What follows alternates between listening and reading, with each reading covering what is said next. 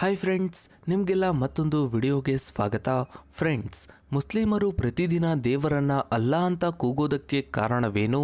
ಅದು ಕೂಡ ಸ್ಪೀಕರ್ಗಳನ್ನು ಹಾಕಿ ಮೈಕ್ಗಳಿಂದಲೇ ಕೂಗೋದಕ್ಕೆ ಕಾರಣವೇನು? ಇನ್ನು ಮುಸ್ಲಿಮರು ತಮ್ಮ ಸ್ವಂತ ಚಿಕ್ಕಮ್ಮನ ಮಗಳನ್ನ ದೊಡ್ಡಮ್ಮನ ಮಗಳನ್ನೇ ಮದುವೆಯಾಗೋದು ಯಾಕೆ? ಜೊತೆಗೆ ಮುಸ್ಲಿಂ ಮಹಿಳೆಯರು ಬುರ್ಕಾ ಅಥವಾ ಹಿಜಾಬನ್ನ ಧರಿಸೋದ್ರ ಹಿಂದಿನ ನಿಜವಾದ ಕಾರಣವೇನು? ಅಷ್ಟಕ್ಕೂ ಮುಸ್ಲಿಮರು ಮುಂಜೆಯನ್ನ ಯಾಕೆ ಮಾಡಿಸ್ಕೊಳ್ತಾರೆ? ಈ ರೀತಿ ಮುಸ್ಲಿಂ ಧರ್ಮದ ಬಗ್ಗೆ ನಿಮಗೆ ತಿಳಿಯದ ಕೆಲವು ರಹಸ್ಯ ಮಾಹಿತಿಗಳನ್ನೇ ಇವತ್ತಿನ ಈ ಒಂದು ವಿಡಿಯೋದಲ್ಲಿ ಹೇಳ್ತಾ ಇದ್ದೀವಿ. ವಿಡಿಯೋ ತುಂಬ ಇಂಟ್ರೆಸ್ಟಿಂಗ್ ಆಗಿದೆ ಸ್ನೇಹಿತರೆ. ವಿಡಿಯೋವನ್ನ ಎಲ್ಲೂ ಸ್ಕಿಪ್ ಮಾಡದೆ ಸಂಪೂರ್ಣವಾಗಿ ನೋಡಿ. ಫ್ರೆಂಡ್ಸ್, ಇಸ್ಲಾಂ ಧರ್ಮಕ್ಕೆ 1400 ವರ್ಷಗಳ ಇತಿಹಾಸವಿದೆ. ಇಸ್ಲಾಂ ಅನ್ನೋ ಪದದ ಅರ್ಥ ಶಾಂತಿ ಮತ್ತು ಸಲ್ಲಿಕೆ. ಪ್ರತಿಯೊಬ್ಬ ಮುಸ್ಲಿಂ ಪ್ರತಿದಿನ ದೇವರ ಮುಂದೆ ಅಂದರೆ ಅಲ್ಲಾನ ಮುಂದೆ ನಿಂತು ನಮಾಜನ್ನು ಮಾಡಬೇಕು. ಅದು ಕೂಡ ದಿನಕ್ಕೆ 5 ಬಾರಿ ನಮಾಜನ್ನು ಮಾಡಬೇಕು. ಮೊದಲನೇ ನಮಾಜನ್ನು ಸೂರ್ಯ ಹುಟ್ಟೋದಕ್ಕಿಂತ ಮುಂಚೆನೇ ಮಾಡಬೇಕು, ಅಂದರೆ ಬೆಳಗ್ಗೆ 4:45 ಸಮಯಕ್ಕೆ ಮಾಡಬೇಕು. ಎರಡನೇ ನಮಾಜನ್ನು 1 ಗಂಟೆಗೆ, ಮೂರನೇ ನಮಾಜನ್ನು 4:30 ಸಮಯಕ್ಕೆ, ನಾಲ್ಕನೇ ನಮಾಜನ್ನು 6 ಗಂಟೆಗೆ, ಇನ್ನು 5ನೇ ನಮಾಜನ್ನು ರಾತ್ರಿ 8:15 ಸಮಯಕ್ಕೆ ಮಾಡಬೇಕು. ಅಷ್ಟಕ್ಕೂ ಇಲ್ಲಿ ನಮಾಜನ್ನು ಯಾಕೆ ಮಾಡ್ತಾರೆ?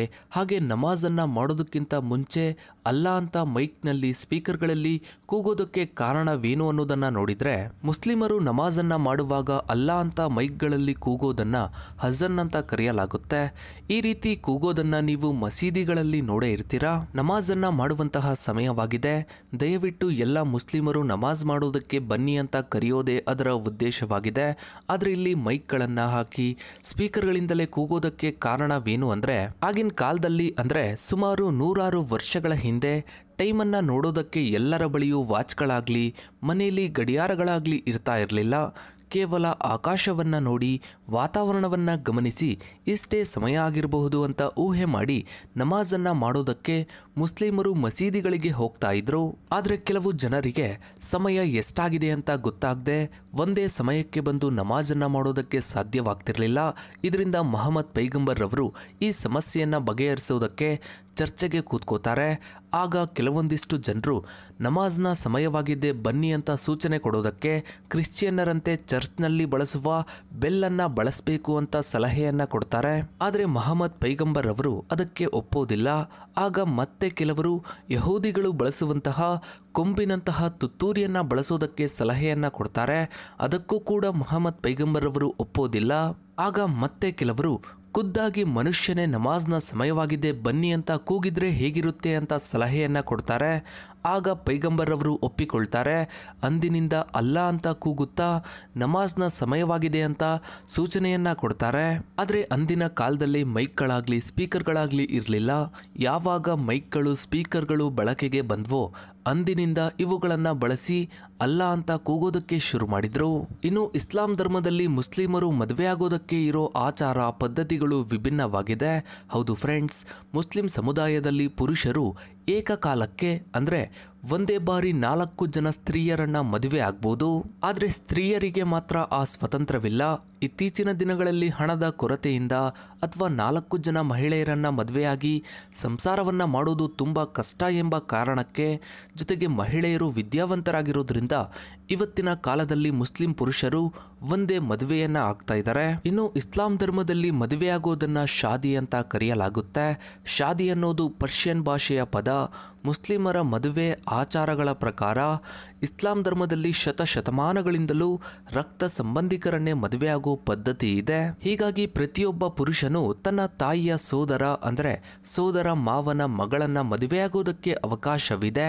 ಇದಷ್ಟೇ ಅಲ್ಲ, ತನ್ನ ತಾಯಿಯ ಸೋದರಿಯರು ಅಂದ್ರೆ ದೊಡ್ಡಮ್ಮ ಚಿಕ್ಕಮ್ಮನ ಮಗಳನ್ನು ಸಹ ಮದುವೆ ಆಗ್ಬೋದು. ಇನ್ನು ಒಬ್ಬ ಮುಸ್ಲಿಂ ಪುರುಷ ಈಗಾಗಲೇ ಒಬ್ಬ ಮಹಿಳೆಯನ್ನ ಮದುವೆಯಾಗಿ ಅವನ ಪತ್ನಿ ಸತ್ತು ಹೋದ್ರೆ ಅಥವಾ ಅವನಿಂದ ದೂರ ಆದ್ರೆ ಅವಳ ಅಕ್ಕ ಅಥವಾ ತಂಗಿಯನ್ನ ಮದುವೆ ಆಗೋ ಅವಕಾಶವಿದೆ.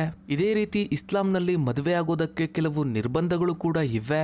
ಅದೇನು ಅಂದ್ರೆ ಒಬ್ಬ ಮುಸ್ಲಿಂ ಪುರುಷ ಈಗಾಗಲೇ 4 ಜನ ಪತ್ನಿಯರನ್ನ ಮದುವೆಯಾಗಿದ್ದು ಅವನ 4 ಜನ ಪತ್ನಿಯರು ಜೀವಂತವಿರುವಾಗ 5ನೇ ಅವಳನ್ನ ಮದುವೆ ಆಗುವಂತಿಲ್ಲ.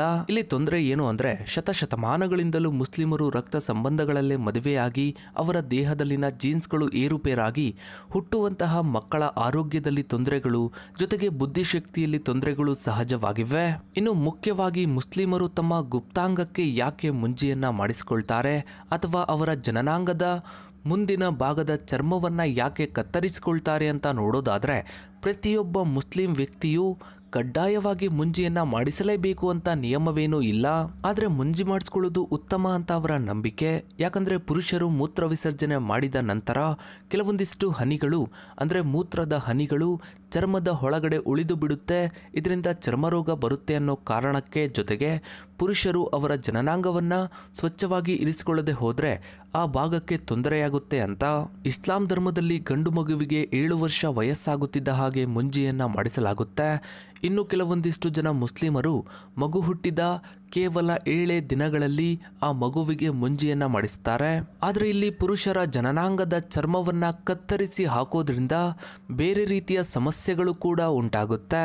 ಇನ್ನು ಕೊನೆಯದಾಗಿ ಮುಸ್ಲಿಂ ಮಹಿಳೆಯರು ಹಿಜಾಬನ್ನ ಧರಿಸೋದ್ರ ಹಿಂದಿನ ಕಾರಣವನ್ನ ನೋಡೋದಾದ್ರೆ ಮುಸ್ಲಿಂ ಮಹಿಳೆಯರು ತಮ್ಮ ಬಟ್ಟೆಯ ಮೇಲೆ ಧರಿಸುವ ಕಪ್ಪು ವಸ್ತ್ರವನ್ನ ಬುರ್ಕಾ ಅಥವಾ ಹಿಜಾಬ್ ಅಂತ ಕರೆಯಲಾಗುತ್ತೆ. ಮುಸ್ಲಿಂ ಮಹಿಳೆ ಪರಪುರುಷರ ಕೆಟ್ಟ ದೃಷ್ಟಿಯಿಂದ ತನ್ನನ್ನ ತಾನು ರಕ್ಷಿಸಿಕೊಳ್ಳೋದಕ್ಕೆ ಹಿಜಾಬನ್ನ ಧರಿಸಬೇಕು ಅಂತ ಇಸ್ಲಾಂನ ಪ್ರವಾದಿಗಳು ಸೂಚಿಸಿದ್ರಿಂದ ಮುಸ್ಲಿಂ ಮಹಿಳೆಯರು ಹಿಜಾಬನ್ನ ಧರಿಸ್ತಾರೆ. ಆದರೆ ಇತ್ತೀಚಿನ ದಿನಗಳಲ್ಲಿ ಮುಸ್ಲಿಂ ಮಹಿಳೆಯರು ಕೂಡ ಪ್ರಪಂಚವನ್ನ ಅರ್ಥ ಮಾಡಿಕೊಂಡು ವಿದ್ಯಾವಂತರಾಗಿ ಮೂಢನಂಬಿಕೆಗಳಿಂದ ಹೊರ ಬರ್ತಾ ಇದ್ದಾರೆ, ಎಲ್ಲರ ರೀತಿ ಬದುಕ್ತಾ ಇದ್ದಾರೆ. ಸೊ ಇದಾಗಿತ್ತು ಫ್ರೆಂಡ್ಸ್ ಇವತ್ತಿನ ಈ ಒಂದು ವಿಡಿಯೋದ ಬಗ್ಗೆ ನಿಮ್ಮ ಅನಿಸಿಕೆ ಅಭಿಪ್ರಾಯಗಳನ್ನ ತಪ್ಪದೇ ಕಮೆಂಟ್ ಸೆಕ್ಷನ್ ಅಲ್ಲಿ ಕಮೆಂಟ್ ಮಾಡಿ. ಹಾಗೆ ವಿಡಿಯೋಗೊಂದು ಲೈಕ್ ಮಾಡ್ತಾ ವಿಡಿಯೋನಾದಷ್ಟು ಎಲ್ಲ ಕಡೆ ಶೇರ್ ಮಾಡಿ. ನೀವಿನ್ನು ನಮ್ಮ ಚಾನಲ್ಗೆ ಸಬ್ಸ್ಕ್ರೈಬ್ ಆಗಿಲ್ಲ ಅಂದ್ರೆ ಕೆಳಗಡೆ ಕಾಣೋ ಸಬ್ಸ್ಕ್ರೈಬ್ ಬಟನ್ನ ಕ್ಲಿಕ್ ಮಾಡಿ, ಹಾಗೆ ಪಕ್ಕದಲ್ಲಿ ಕಾಣೋ ಬೆಲ್ ಐಕನ್ ಕೂಡ ಕ್ಲಿಕ್ ಮಾಡಿ. Thanks for watching.